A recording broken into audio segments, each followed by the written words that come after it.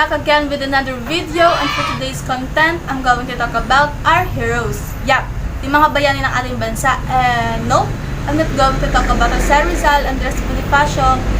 What I'm going to talk about is the unknown heroes of the Philippines. Yung mga hero na hindi din masyado kilala, na hindi din masyado nabibigyan ng pansin. Kung bale, pumili lang ako doon sa mga non-famous hero na yon, kung sino talaga, yung nakakuha talaga ng attention ko, at yung masasabi kong, this hero should be recognized by a lot of people and should have a status of national hero too. So, let's go!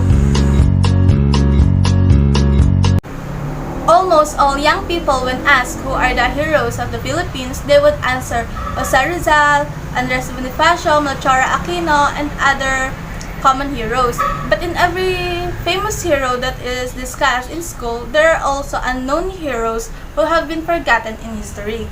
One of those unknown heroes is Gliceria Marella-Villavicencio, who despite her generous contribution to the revolutionaries, didn't get enough credit and thus named as forgotten hero and more commonly the Godmother of the Philippine Revolution. She was born in May 13, 1852 and died on September 28, 1929. She's one of those who contributed her life of intellect and courage for the country. Doña Gliceria Marella-Villavicencio is also known as Aling Eryang. Gliceria's family is wealthy and she is known for helping the Filipino rebels in the Philippine Revolution with her ability, time, wealth, and energy. For me, the reason why I chose her to be known as national hero, as I was reading her stories and her hero moments, I can see or feel how she loves our country. She didn't even think twice to help our country to have the freedom that we want.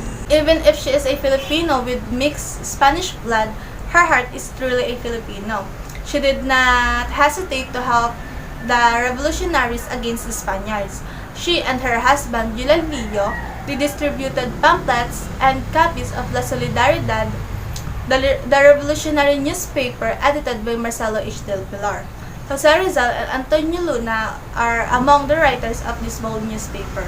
Their house was used as a place and shelter for the secret meetings of the leaders of the revolution. She was known as the hero of revolution, an ardent fan and supporter for independence during the colonial period. And because of their connection to the revolution, when the Spaniards learned about the couple's activities, their house was forcibly entered and searched by civil guards. And that's also where Eulalio, her husband, was arrested for sedition and incitement of revolution. What Gliceria did after that really impressed me. It is not that easy to sacrifice, especially if the one that you're going to sacrifice is one of your family. In Gliceria's case, she needs to choose between her husband and to leak the information about the revolution. When her husband got arrested by the Spaniard, Gliceria begged them to release her husband, and that's when the Spaniards offered her that they will let go of her husband if she tell them the information about the plans of the leaders of the revolution. Even if she loves her husband, she still chooses to not betray the Filipinos. She even quote, "Even if I love my husband, I will not betray the Filipinos. It would be foolish to bear his name if he was released. I betrayed what he fought for." She even gave the house for them to use. She also gave the ship Bulusan to General Emilio Aguinaldo for our Philippine Army. The Bulusan became the first warship of our revolution. Also, when the Americans grabbed the inevitable victory of the Philippine Revolution against Spain from the Filipino insurgents, Gliceria still remained active in the struggle against the new conquerors. She supported Miguel Malvar.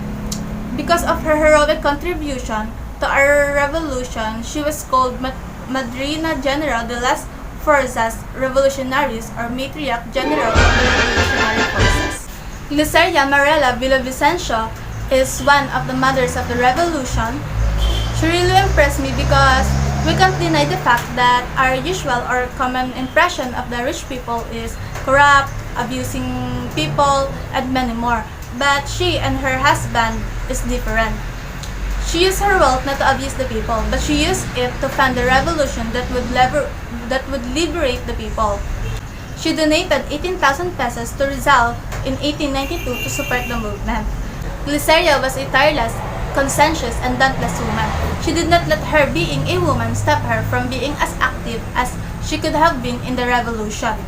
She approaches everything as a partner and she's an equal to other revolutionary leaders. She comes in and doesn't say, "Please let me know if you need help." She comes in and says, "I will help." Gliceria's patriotism is best appreciated by remembering that she was one of the Lestrado class, prone to acts of cowardice and collaboration with enemies of national freedom, but as an Ilustrado, however, Gliceria was an enlightened one. Knowing she had everything to lose in supporting and joining the revolutionaries, she still embarked on her patriotic task with quiet enthusiasm, courage, and fortitude. Gliceria Marella-Villavicencio is also one of the reasons why we get the freedom that we had today, and that's why for me, she also deserved to be on the list or to have the status of a national hero.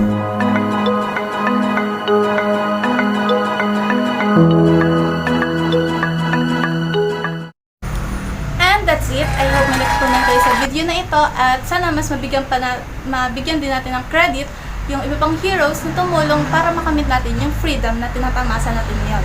I hope you like my video.